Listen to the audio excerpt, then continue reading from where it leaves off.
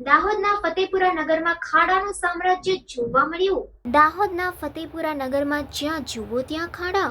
વરસાદી પાણીના નિકાલ ન થતા દૂષિત ગંદુ પાણી ભરાતા હાલમાં ચોમાસાની ઋતુ શરૂ થઈ છે, ત્યારે ફતેપુરા નગરના રહીશોને રોગચાળા થવાની ભીતિ સેવાઈ રહી છે।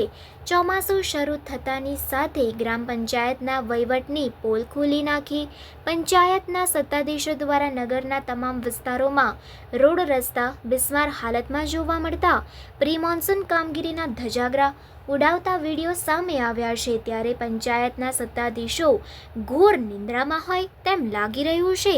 હાલમાં ચોમાસું શરૂ થયું છે, ત્યારે ગ્રામજનો દ્વારા લોક માંગ ઉઠવા પામી રહી છે કે આ રોડોનું યોગ્ય રિનોવેશન થાય।